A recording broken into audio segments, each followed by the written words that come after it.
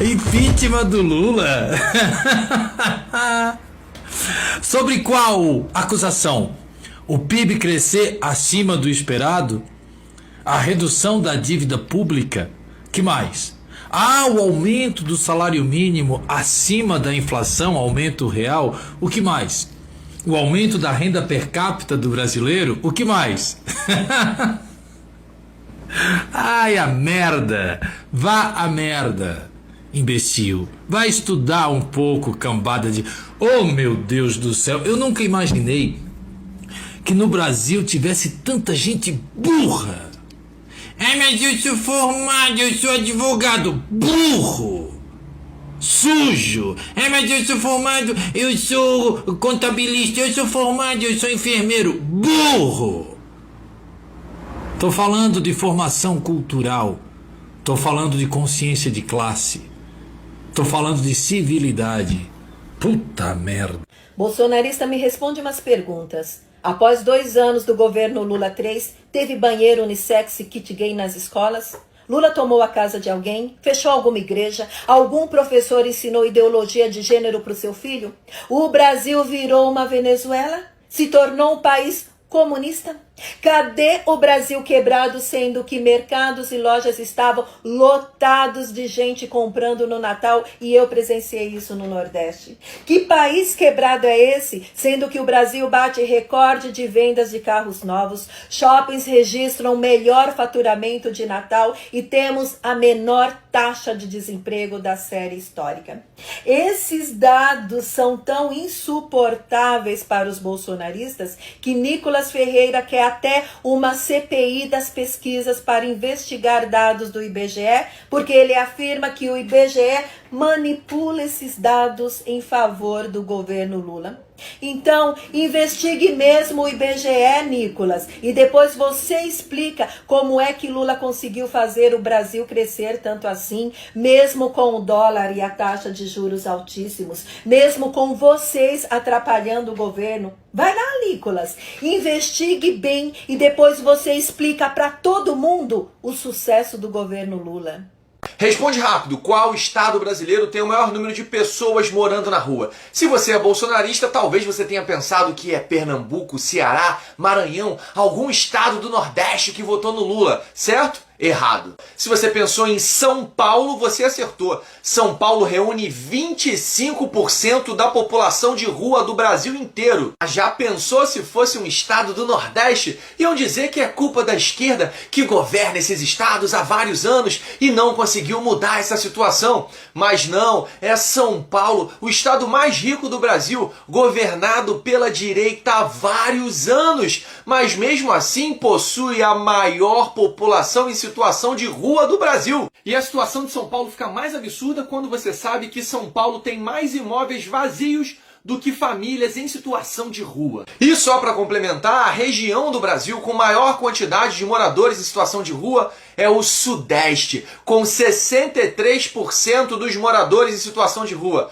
Não é o Nordeste. Mas por que eu tô falando sobre isso? Essa semana, a Gazeta do Povo, um jornal imparcial de direita, soltou essa notícia aqui. Ritmo de aumento da população de rua triplica com o governo Lula. E a notícia é verdadeira, mais ou menos. Deixa eu tentar te explicar. Não vem passar pano não, professor. Se o número aumentou durante o governo Lula, é culpa do Lula. Primeiro ponto, esses números foram conseguidos através de um levantamento com base nos dados do CadÚnico, que reúne os beneficiários do Bolsa Família e do BPC. E o que o governo Lula fez? Repassou 400 milhões de reais para recuperação e aprimoramento do CadÚnico, para aumentar a capacidade de atendimento do CadÚnico, para fazer com que os programas sociais cheguem às pessoas que precisam. Mas recuperar por quê? Porque durante o governo Bolsonaro ele cortou verba dos centros de cadastro do Bolsa Família e do BPC. Olha que genial! Se ninguém conseguir se cadastrar, vai diminuir o número de pessoas recebendo? Que beleza! Então o que o governo Lula fez? Fortaleceu o CadÚnico, permitindo que mais pessoas que precisam se cadastrem, aumentando assim o número e a estatística de pessoas em situação de rua.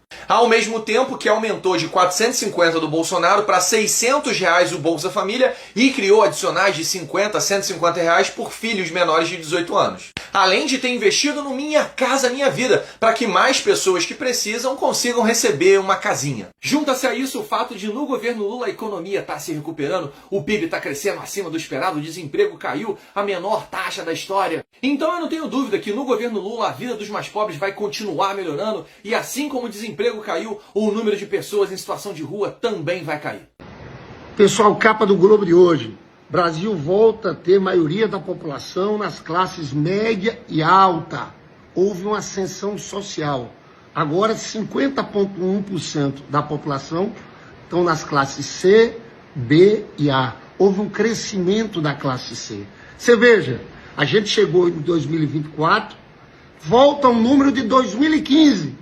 Em 2015, nós já tínhamos maioria da população nessas classes médias, né? Agora, o que a matéria não fala, né? É que do Lula, né? Não fala do Lula. Porque até 2015 o governo era nosso, do PT. Depois saiu, entrou Temer, Bolsonaro, aumentou a desigualdade no país e volta agora no governo Lula. A matéria simplesmente esquece desse nome, Lula, governos do PT. Mas vamos lá, eu peço até para você compartilhar, porque acho que a gente tem que divulgar mais as realizações do governo, do nosso presidente, do nosso governo. Vamos lá aqui, a economista Camila Saito, aqui foi um estudo da Tendências Consultoria, que é uma das grandes consultorias do país. Ela ressalta que aqui a valorização real do salário mínimo após anos sem reajuste acima da inflação, que esse é um motivo importante. Foi sim esse o motivo importante, mas tem outros. Bolsa Família turbinado foi importante. Isenção do imposto de renda até 2 salários mínimos, isso foi importante. Sobrou mais dinheiro no bolso do trabalhador, o programa Desenrola, vários outros pontos. Eu quero chamar a atenção de vocês aqui, que o economista Marcelo Neri, que é diretor do FGV Social, nessa matéria do Globo, ele fala o seguinte: 3 componentes que favoreceram a ascensão social. Crescimento do PIB. Eu quero lembrar vocês que no começo de 2023 o mercado dizia que a economia ia crescer 0,8% em 2023. Cresceu 3,2%. O mercado começou 2024 dizendo que a economia ia crescer 1,5%. Nós vamos crescer mais de 3,5%. Esse é um fator importante.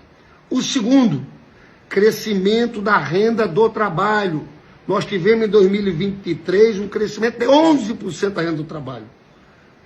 E fala ele que tem sido bem acima do PIB.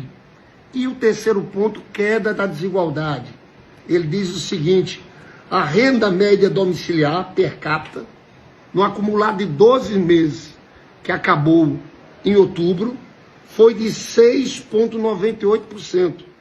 Então a renda domiciliar por pessoa das famílias aumentou. Só que entre os 50% mais pobres, a alta foi de 10,2%. Né? A principal causa disso foi o aumento do emprego, a queda do desemprego. Vocês sabem que nós chegamos no menor número, isso tem que ser divulgado, pessoal, 6,1%. E só se compara a 2012. Só em 2012 tem número melhor do que esse. Vale dizer mais, nós temos 103 milhões de pessoas empregadas no Brasil. Também um número recorde. 3,6 milhões de vagas de carteira assinada. Isso de janeiro de 2023 até setembro de 2024. Está crescendo o emprego formal, pessoal. Isso aqui é muito importante a gente dizer aqui. Olha só, tem outro dado. A massa de renda total. Isso aqui junta tudo. Salários, aposentadorias, pensões, outras rendas. Nós estamos tendo um crescimento esse ano de 7%. Na classe C, que é essa que houve a ascensão, teve gente passando da classe B para a classe C, essa é a verdade, o crescimento foi de 9,5%. Então, pessoal, aqui, vale dizer também pobreza. Por causa de tudo isso, a pobreza, nós teremos 8 milhões de pessoas da linha da pobreza esse ano no Brasil. Não é pouca coisa. Isso é economia real. E o que a gente vê é o ataque por parte desse mercado, falando de uma crise fiscal. E, olha, eu quero trazer aqui um outro número para vocês. Eles falam de gastança.